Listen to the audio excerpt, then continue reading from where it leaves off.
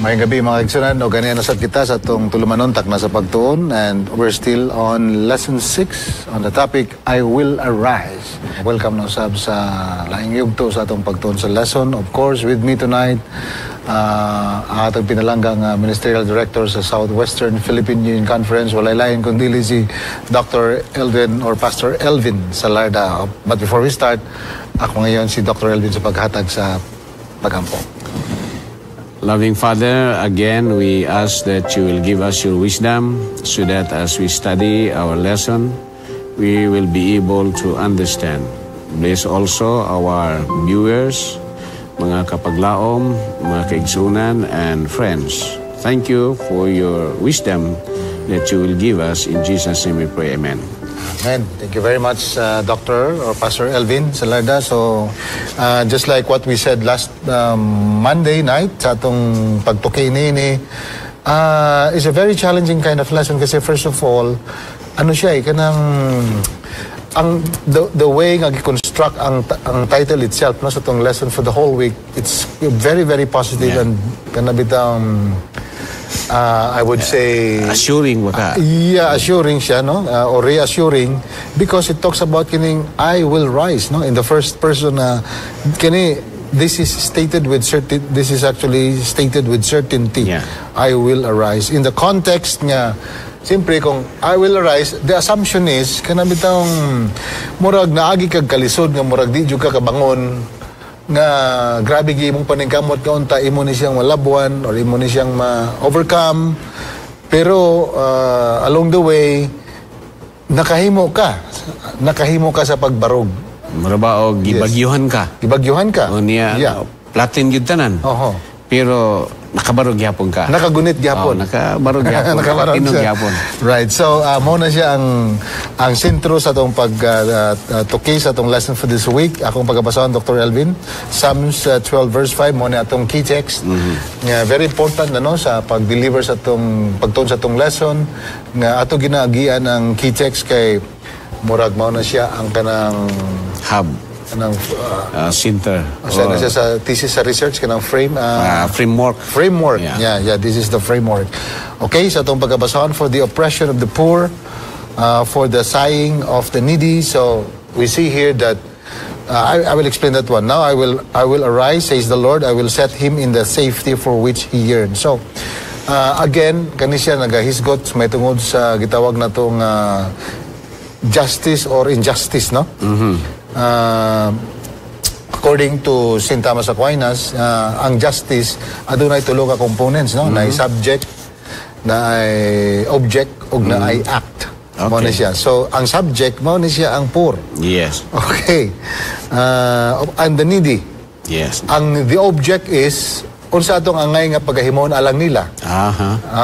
That is the object. And then the act is you really have to do something for them.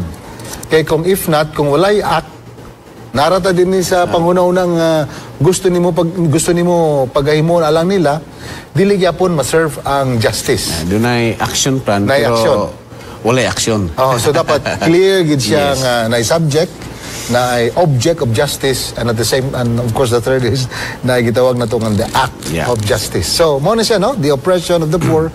I will set him in the safety for which he yearns. This is justice. So this is the act of justice. In fact, I will arise. This is the result of kanang doing the act of justice, Pastor Elvin. Ikaw na po. Actually, si Hugh Bagyod ang gaingon ani. Okay, right. I will arise. Dili kay ang atong Ginoo na kuan siya kanang unsa ni na siya na subject siya. No, dili siya. Pero he will arise ni alang ni adtong mga tao nga intaon gidaog-daog. Ang mga tao intaon nga walay mahimo silang kaugalingon. Unya gi-oppress sila sa mga tao nga adunay gahom, nga adunay kapasidad. Unya kini mga tawhana walay mahimo. And God will arise. Kunya ang ilang giyearn nga mahatagan sila justice, ang Ginoo mo ihatag og justice sila. Right. Kuan kay ni siya. Minun kay ni siya. Kunya angay gyud ni siyang pamalandungan. Kay kung kita nga nasa gahom, Unya imong iabuso ang imong gahom. Okay. Unya ang imong mga subjects in town tungod sa imong pagka-oppressive, nahimo sila nga kanang taong makaluluoy. So, remember, kini nga text, nagsulti nga, ang Ginoo mo'y mubarog para sa ilaha. Unya, kung daw-daogo ni mo ang isi katao, dili na ikaw mo'y kontra sa mga, dili na ako mo'y imong kontra, nga imong idaog-daog, example. Pero ang Ginoo na mo'y mutindog, batok sa imo ha, kay imo kong gidaog-daog. So, mga kaigsunan, atong hinumduman yun, nga, ayaw yun mo pagdaog-daogan ng mga publi. Ayaw yun mo pag-oppress or ugnaa mo sa inyong kagahom. Itaw ng mga subjects na to nga tungod kay naatasin na authority, i-suppress na to sila. Remember, din sa atong teksto, God will arise in behalf of them. I like that one. So, yeah, you're putting it in the right context, no? I will arise for the purpose of kaningon din because I will set him. Yes. Very specific, no? I will set him in the safety for which he yearns. Yes. So, yung handom nga, itaon, maghatag ko justice, ihatag na sa Ginoo. Diri sa atong kwanre, the twofold aspect of divine judgment includes deliverance. I like that. So, i-deliver sa Ginoo. So, again, this is really alang sa mga adunay authority, dunay gahom, dunay position nga dili gyud nato na siya himuon nga kana bitawng murag ma-abuse nato na siya nga authority nga gihatag sa Ginoo sa toa, kundi ato nang himuon nga malipayon ang mga subjects nato sa ato nga pagpangalagad. O siguro sa gobyerno kinahanglan kung mayor ka, ang imuhang mga gisakpan mahimong malipayon, unya og naay mga pobre nga gidaog-daog, you will be the protector ni ini mga tawhana. Good. Okay. So kaning balikan ako ni Pastor. Ganahan ko tong gisulti po nimo last Monday nga you classify these people nga needy or kanang poor tungod nganong mo arise and Ginoo for them tungod kay kani sila nga mga tao, mo na sila nga mga tao nga murag katong what's the term imong gigamit? Mga uyamot, mga helpless, wala sila capacity. Kapasidad. But natoy Cebuan word nga imong gigamit nga murag. Sa to ha. Makalimot naman. Ganahan kay ko ato nga word nga wala sila kakayanan, no? Nga to do something for themselves. Mo nga kay kung napa I mean, kani nga statement murag di kay ni siya matagaan og relevance to this particular context. But wala sa lay gahom nga modipinsa silang kaugalingon mo something like that. Pabayro na kay Cebuan nga word nga nindot no, sayang wala na ako sa nasulat. But kining ako balikan otro ni Pastor Dr. Elvin, okay, before we go to the Tuesday and Wednesday's lessons nato. I will set him in the safety for which he yearns. So, sakto din ning ko ano kay nagbasa again balik ko sa sinulatan ni usa sa mga tama sa Aquinas kay usa na siya sa mga respetado yun no nga mga forefathers nga dili pod basta-basta nga mga mga insights about this one labi na gyud sa topiko nga justice nga gigamit pod sa atong sa legal parlance nowadays no. So ingon siya kaning word mo good nga yearns no kana bitang atong ginalong. So the assumption is mo ni ang gikuha nila. Gikuha nila nga gusto nila nga maangko nila. Kay kanito yung justice, kana bitang this a word nga something that should be given back what is due to you.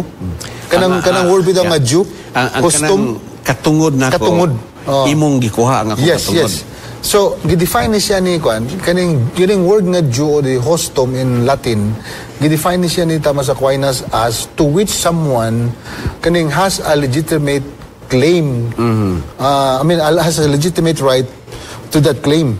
So na kay legitimate ba pero dili mahatag sa imo because of some problems along the way siguro just like kaning sa sa syudad or sa tao nga imong gitrabahoan, gi-abuse ka, some things like this. So mo nang butang nga unta maangko nimo kay mo man ay Juni mo. Actually, dili po sa atong lesson, parte gihisgutan sa atong lesson nga, di ba na Year of Jubilee diri? Right. Unya, ang balaod sa Year of Jubilee, kung nakapalit kag yuta nako, imo ikuan. Pagka 50 years, imo na iuli. Unya, ang gihimo sa mga kwartahan nila dito ni atong panahon na, wala nila giuli. So mo na nga, ining panahon na, atong makita nga gi-remind yun sila. Aha. Pag-abot sa 50 years, whether you like it or not, according to their laws nga ilang gisunod, ilang yun ang iuli. Pero what happened, gi-oppress nila. You know the story sa Old Testament, sa panahon ni Jeremiah, Right. nga gi-rebuke yun ang mga dato, nga iuli ng mga yuta alang sa mga public kay that is due for them. Aron mo makabalog na po silang pinabuhi. So, meaning to say, saan ang konteksto mga igsunan kung sumala sa gigamit din nga pulong no yearns, Yes. so kung dili ni siya mabalik kanila, which they're entitled to it, legally speaking, so justice, dili siya ma-serve. Yes, justice delayed, justice unserved. Hindi, nga lesson, nga yung sa itong lesson, kung dili ni mahatag na to, dili ma-establish tungod kay, sa usa ka hari tungod kay, doon na siya yung mga injustices nga nahimo or ang mga tao naghimog injustices sa mga public nga wala mauli. Right. His kingdom will not be So, established. meaning to say, kung kani siya, gamito nato ni siya nga logic, no? Nga kani nga thinking, in relation po sa key checks nga itong ipasa, imposible gid nga Ginoo di mo balik siya sa to bring the righteous with him to his kanang sumala sa iyang gisaan nga Dalon ta sa langit. dalon ta sa langit. Oo. Kay because that is his way of kanabitang og kaning what is due to us. Reward. Yeah. Sa mga tao nga nagpili gid through the years, regardless of the circumstance nga nitabo silang kinabuhi pero nagpabilin gid sila nga faithful diya sa Ginoo. So that is how justice in the long run nga ma-serve siya sa alang kanato. But anyway, adto ta diri sa may Tuesday's lesson. Okay. Very interesting. Yeah. Kani siya nagisgot may tungod sa mga hari. Yeah. Or siguro in our own context, murag, let's say the president or the local mayor, kapitan. Or it could be church leaders yes, also. Yes, also. Mas kay any person who holds authority. Officers of the church, pwede po niya, no? Or family, the parents, and so on and so forth. So, but let's go into the right context of this. Ang title mo sa itong Tuesday is, How long will you judge unjustly? Mura siya ka ng is a contradiction of term. Nganong before ta mo discuss gano'n kayang mo nang gipili sa author. Nganong mo judge mo ka unjustly. Topic, no? How long will you judge unjustly? Sa to pa kini nga huwis ni siya ang iyang paghukom dili matarong. Unjust. Kay siguro nagpabor siya sa natagan makani siya o hip-hip sa iyang kliyente nga ni paborito speakers. But anyway, atong tanaw no kay usay mga style mo gud sa writer kana bitang makuha atong attention. So hindi na to na sa ma-question, no, kana usay mo gamit sa mga title nga medyo maka-creative question. So, atong himon, ato da yung basahon nga nung unjustly man, asa nag-refer nga nung yani man siya pagkasulat. But anyway, ang gigamit mo din ang first nga mga versikulo nga gigamit din sa author sa Tuesday is kanang Psalm 72. So kung, of course, ako lang basa ng lesson para, in a way, sa itong mga viewers, no, nga mga, especially sa itong mga teachers sa Sabbath School. Review mo yun. Review. So, very important yun, mga igsuna, no, mga teachers nga, inyo ato gining basahon ning gining mga bersikulo nga gisgutan dinhi kay para makita gid nato ang the bigger picture sa discussion sa atong lesson. Kay kani atong lesson nindot makayni kuno siya kanang wala na lain pa nga another explanation pa nga kailangan nato. Okay na ni siya. This is already okay, no? Kay kung sumari man lang kanang summarize naman po kay dili man itaas ang discussion. So ang gingon lang din before I go to Pastor Dr. Elvin, ang iyang introduction is the Lord has endowed Israel's leaders with authority. Correct. To maintain justice in Israel. That's why when you read 72, it speaks about giving the king your justice. Yes. Muna ang title, no? It refers to King Solomon. But here, kung imong basahon, no? Israel's kings were actually to exercise their authority in accordance with God's will. So, the best standard of kanang political justice, kanina mo na siya, no? Gitawag ni siyang, naman ko i-research sa kanina, gitawag ni siyang, I think this is called as the distributive justice. Distributive justice. Kanabitang, the political, no? The political community, what the political community owes to the individual person. So it's from the whole to the part. Okay. So it's the political community, it's the government, and so on and so forth. So I'll learn from you mga pamaagi sa balaod. Yes, this is called this is actually called distributive justice, because you really have to distribute goods. You have to make goods accessible to them. That is the work of the government, no? Okay. So pero kung imong pag-distribute is based on personal preference, based on family relations, that will create injustice. For example, ako elder ko sa church. Unya, di mo ganahan nga akong makauban, di mo ko sigurado nila, so di na ako ganahan nga mapili nga dili na ako blood related. Okay. Di ba? So nepotism na. So akong gusto gid nga kung pwede. Kanigi akong first kay para masigurado akong security din, no? Kung na yung manglibak or na what, at least. So part na siya ani nga nga discussion. So in this case, Israel's kings were to exercise their authority in accordance with God's will. So the leader's central concern should be ensuring peace and justice in the land.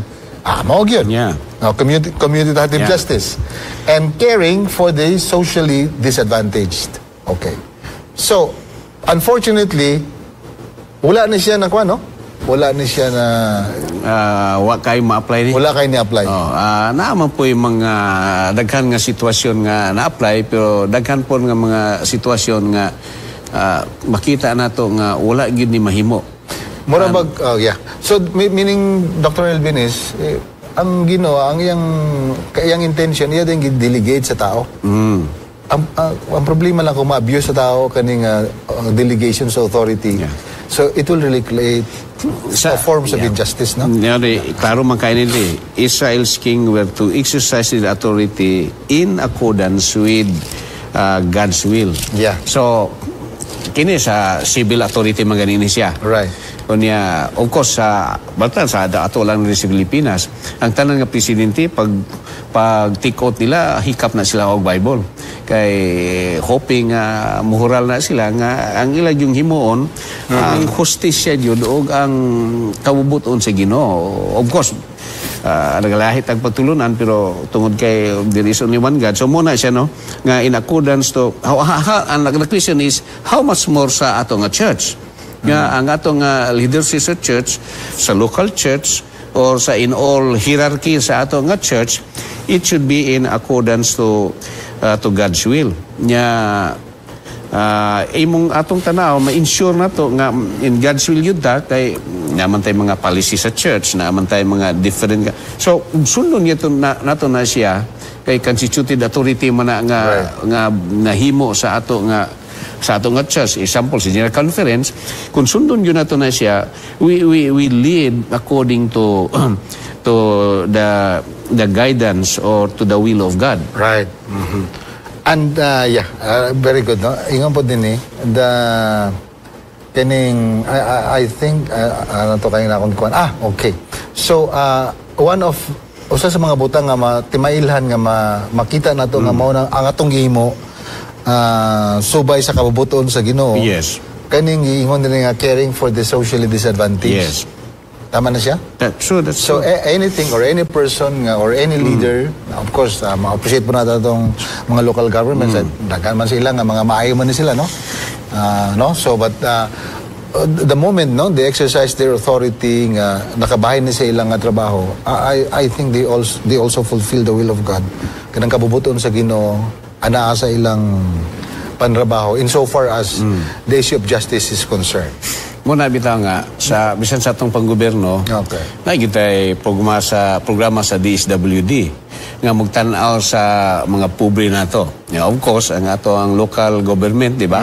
Atong local government working with DSWD, ilan na dayon na nga i-address ang panginahanglan sa atong mga kaigsuonan na mga disadvantage kayo ang ilahang panginabuhi. So nindot ba din siya? Nindot. Nindot ni siya nga matutukan sa ato nga gobyerno. And of course, sa ato nga church, napunta, pero dili siguro to makabasta sa gihimo sa gobyerno, kay pila ra may resources sa church. Mas dako-dako, magandang but we have, pero in some occasions, dagang gyapon tagbuluhaton, no? Naghimo ganitang mga balay, wanay mga balay, naghatag po taog mga tabang. Community service na to, medical outreach. Yeah. We have, hatag po tayo mga livelihood program, pero dili yun as much as the government. Kaya usay, kaning sustainability mo no? Because sometimes becomes an issue of it. But so in other words, kanang when we talk about justice in this case, katong atong gibasa sa Psalm 72 nga sa Tuesday's lesson, so kanang wingon ta kanang what is due, kanang word nga due hostum no in Latin. So it's actually kanang ang first day nga principle ni is not actually seeking our own due. Yeah. Murag mao na siya di ay ang kwan mo di ang kanabitang kanang ang essence sa pulo nga justice, but actually kanang unsa gyud ang sana kanang due alang sa ubang tao. So in other words kanang ang atong ang primary nga concern is others more than ourselves. Do unto others so, what you like them to do for you. So kung yan ang presentation sa kanang social theory about justice, consistent siya sa principle sa Bible. Yeah. Very consistent. Kay ingon ba you know, if you love me, first love your neighbor. Diba? Simple mo na. If you love me, prove it dito sa imong isigatao. Okay. But in our lesson is Psalms 82, Dr. Elvin. God declares His judgments upon Israel's corrupt judges, the gods, no? Psalms 82:1. Naman na diri 82:1-6. Yes. Ingon din nila kung basahan, no? God has taken His place in the divine council. In the midst of the gods, He holds judgments. Yeah. Or judgment, I'm sorry. That's true. Nga ang Ginoo sa atong memory text, God will arise. Ni atong mga hari nga mga corrupt, mga judge nga mga corrupt, God will arise against them. And going back sa atong first paragraph sa atong lesson, diingon rin, the king's throne is strengthened by faithfulness to God, not by human power. So it means nga kung gusto ka nga ang judgment sa Ginoo dili batok sa imo you should not be corrupt leader. You should show kindness. You should care for the less unfortunate in our society. And when you do that, your kingdom, your throne, mahimo nga mas strengthen sa imong faithfulness diha sa Ginoo. Because when you do kind deeds to sa mga tao nga na oppress, they don't have the power to fight back. Yun, helpless sila. So if you do that, the word I think is helpless. If you do that, mga kaigsuunan, your leadership, your throne, your position, your authority will be more established in God. Tama na siya, no? Ako lang, asan to kanina din ako nabasa. So, ang libro di ay sa kwan, ako nakita is, ang libro di ay sa kanang hustisya sa Ginoo, nade siyang balaod. Natin no? There is a Psalms 82:5. The leaders totter in darkness without knowledge. So, ang knowledge about justice, kung if you really want to really get karabitang kanagin substantial siguro gid nga kahibalo may tungod sa panghustisya nga pamaagi nga paghimo sa butang, panghustisya, kani we have to look into the light of God's law. No other point of good reference. Tinod. God's law. May tayo reference na yun na. Kay, what is your reference to do justice?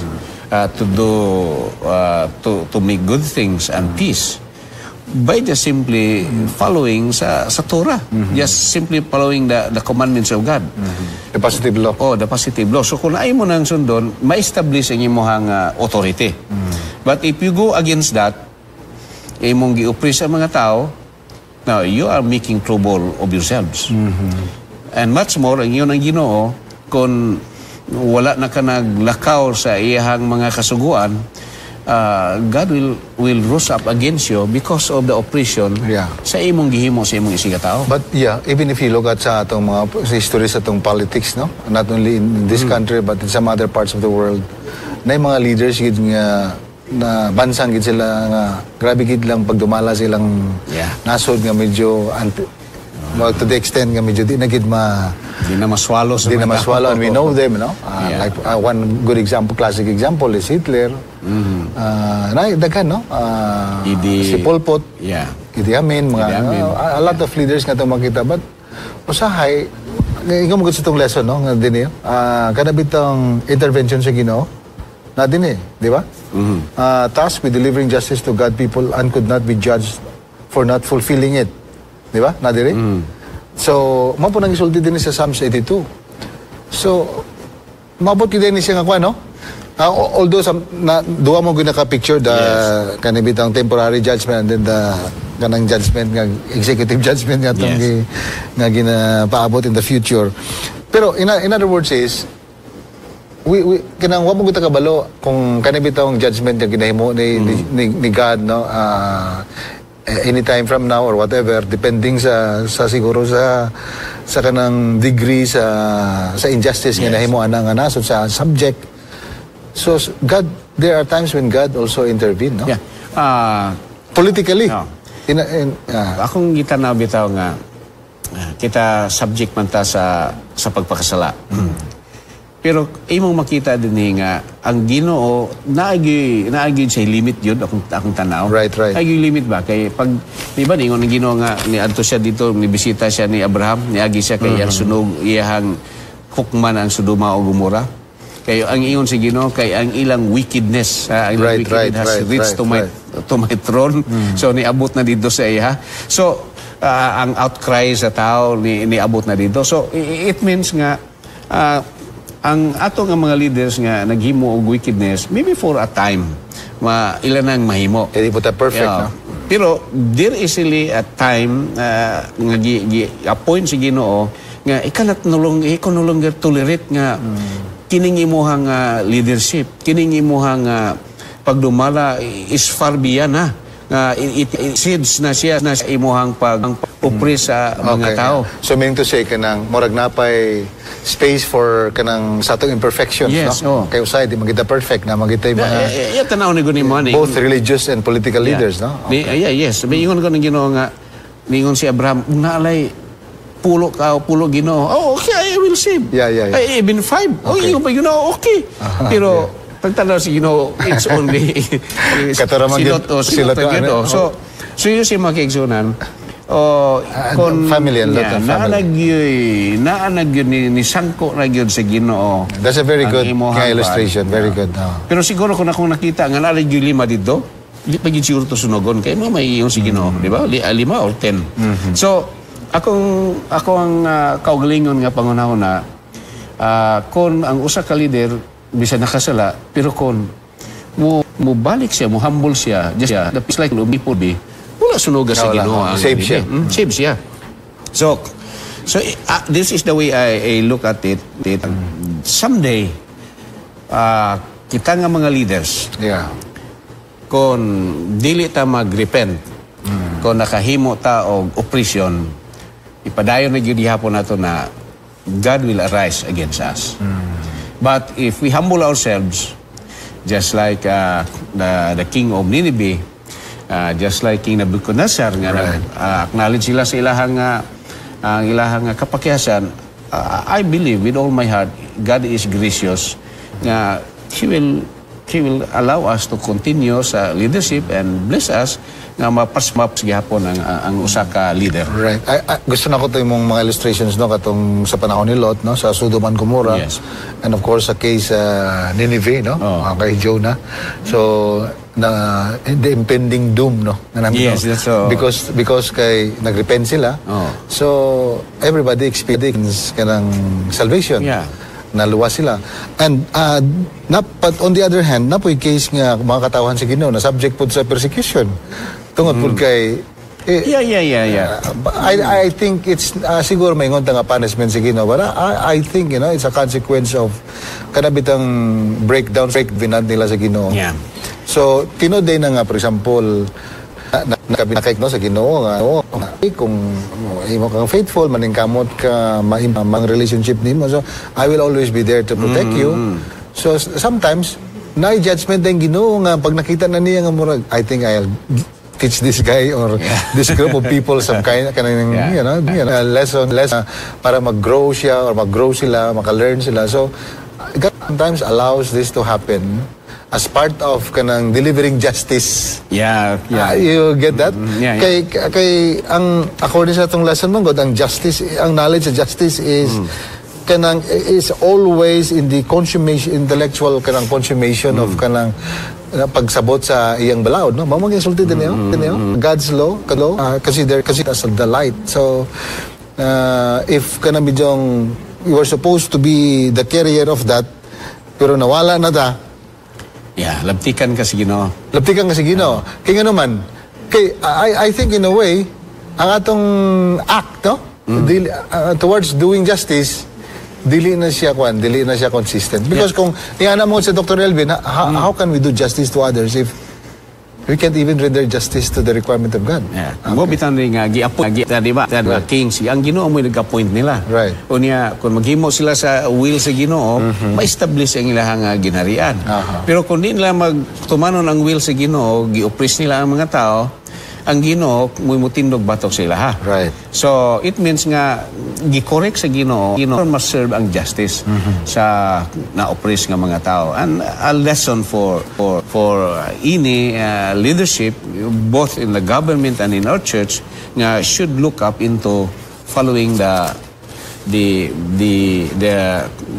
model of leadership nga gipakita sa Ginoo sa toa, the righteous leadership. Right. So meaning to say, ang kanapitang kanang the epitome, no? Kanang yung the model of justice, kanang Ginoo gisulat din sa Romans 13:1 nasa tong lesson, no? The scripture unswervingly upholds the view that the Lord is the only God. Okay? God shares his governance of the world with appointed human leaders as his representatives. Nakabasa ko sa, I don't know how many years ago, sa Time Magazine ba. Nindot itong author, Dr. Elvin, kay iyang gistadihan ang mga nagkalailahi ng mga presidente sa US. Not only sa ilang mga functions, but ang ila bitang kwan, gitawag sila for a certain purpose, sa need sa time. Okay. Pananglitan, si Abraham Lincoln.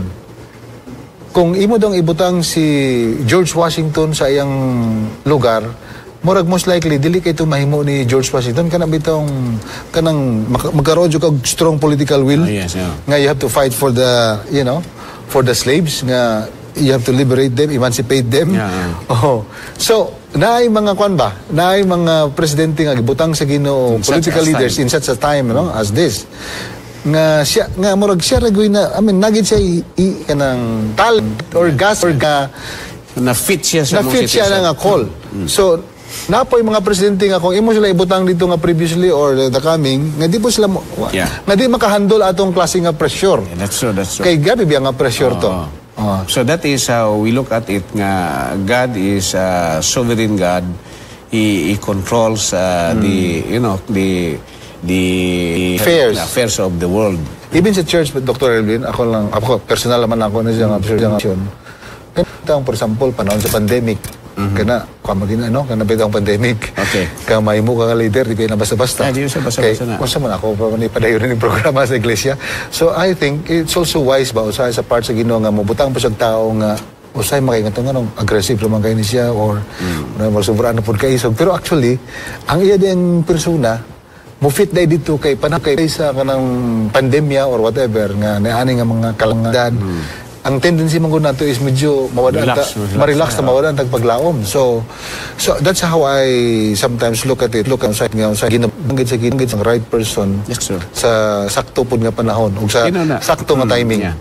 I really believe in divine intervention sa Ginoo sa pagbutang sa atong mga leaders. So that is why whoever is our leader, I have to submit kay gibutang-but sa Ginoo. Kaya pagkalma na po, lahat na po nga leader. Katong pagkalma po nga leader nga pang kana po nga sitwasyon. Namo ko yung mga leader nga gibutan sa Ginoo nga pang pioneering. Pioneering. Tama, no? Yeah. Because leadership, Di na ako yung mga... Ako, I don't know, di mo na ito na makuhan yun, no? Na ako yung mga leader nga gibutan sa Ginoo nga stable na kayo ang organization.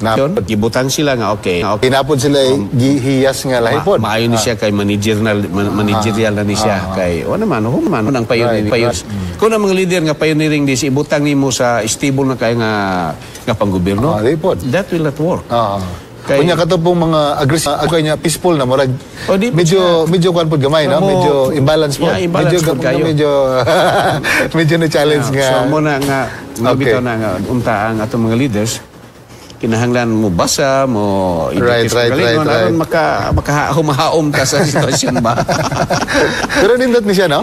This is a very good thing. So anyway, before we go to the Wednesday's lesson, mabulang, no? Nagisigot man tao kaning justisya, no? Kaning gitawag na to nga distributive justice kaning political community yang iyang angay nga pagabuhaton ngadto sa mga individual person. Of course, napay gitawag na legal right. Kanang responsibility po nato as individual to the community, to the political community. Yes. Mo na siya. So it's a kay kung naghimo po ng government og kanang angay nga pagahimon sa individual person kita po balagbag po ta dili po siya mayo. So justice dili po siya ma-serve mo sa gitawag nga actually legal justice na siya.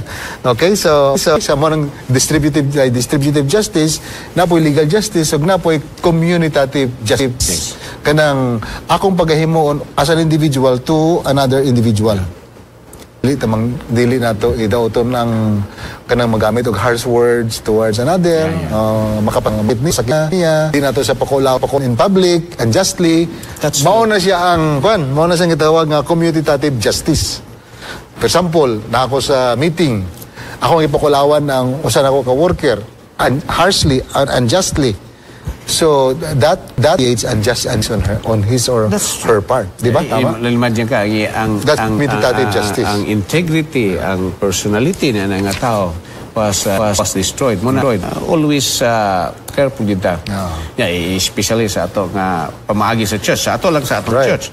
We do not stay long sa ato position. Because we just come and go. Anything can happen because the Lord will set up people who fit ang mga panahon. Right, good. Okay, Dr. Alvin, pwede niyo ma-summarize niyo itong lesson kay very much related man sa Tuesday. Yes. Can pour out your indignation, murag na nila. Judgment na niya. Actually, ang Psalms, naghangyo si Ginoo nga tagaan sila og justisya sa gibuhat sa mga tao nga naghimo mga injustice sa ilaha. Sa to pa ang Psalms naghangyo siya nga Ginoo taga-imig justisya ni mga tao nga naghimo na mo og dautan. Munang giingon gani rin nga na conflict siya sa Matthew nga love your neighbor, love your enemies. Pero gipasanto po rin sa to nga it's all right nga ang pangayo na ang si Ginoo nga mo og judgment kay ang Ginoo mong God right siya nga judgment muna nga although Ginoo tagay ko justisya grabe ang gibuhat ning tawanan sa kuha.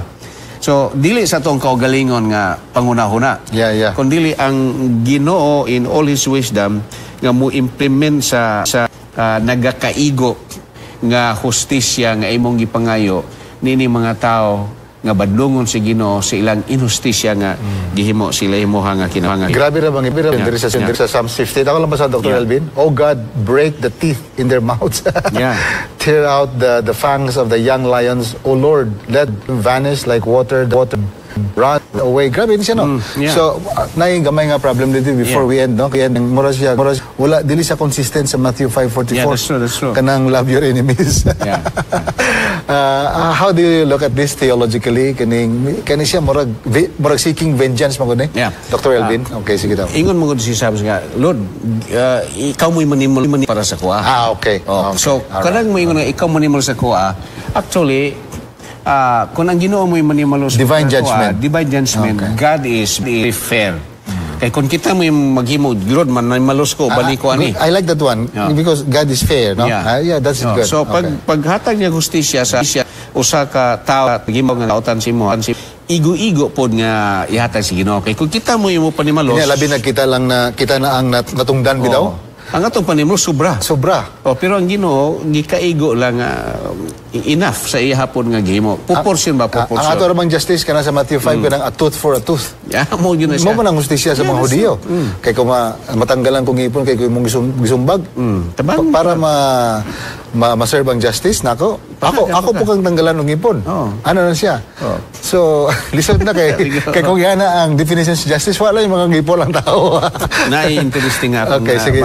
I like what you said no kay tungod nganong gipangayon niya ang Ginoo mo render judgment because ang judgment mo gud sa Ginoo is Pinoy. I like that one. So na-recognize din ni David nga kung siya maghimo og judgment on his own sigurado karambula gina siya pabor gina sa pabor gina sa to kagalayon pero kung ang Ginoo mo imuhatag gaga kaigo sige Dr. they last during I think sa last paragraph nun divine judgment obliges God's people to raise their voice against all evil and seek the coming of God's kingdom in its fullness. The psalm also gives voice to those who suffer, letting them know that God is aware of their suffering and that one day justice will come. So, kana rin atong mga kaigsuunan or mga tao nga na-oppress, okay rin yun gihapon ay sila nga mo voice sila against the evil sa ilahang nahitabo. Against all So, ang idea mong nga matarong man ko nga tao. So dili na lang ko mo fight sa against the evil. No, that is not the right. In fact, in Psalms 58, nag-voice out siya. Nag-voice out siya kay if akong quote nga nakuha sometimes sa internet nga if the righteous majority will do if the wickedness of you will perit mo padayon sila because the righteous majority have folded their hands. So dili ka ako nakuha din nga dili na mag fold hands na tamang kaigsunan. Kung na mga injustice dili pwede kung na evil nga nitabo dili na pwede nga ang righteous kinahanglan yun nga mo fight back sila dili siguro makigaway ta pero we have to defend what is right. In fact di ba sa Isaiah let us come to the Lord and let us seek to reason together. So so I think kay kung dili pud mo vent out magod how would I know? Sa to pa ang kadaotan ani mga tawana magpabilin lang yun kay ni righteous man ko di ko mo fight back ani. That's good. So no we have to speak out. We are not trying to be against a person but against the evil act. Okay. But lastly, I also like kanang ingon din no nga I think there is a prayer part of this no kanang sa Psalms 83:18 God's children are called to pray for those who mistreat them and even to hope for their conversion.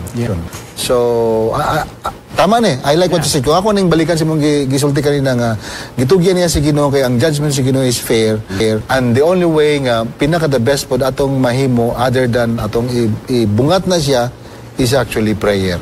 That's our part.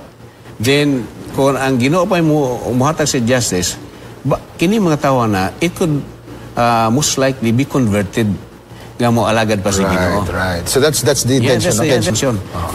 Missional siya, missional. Missional Ginoo.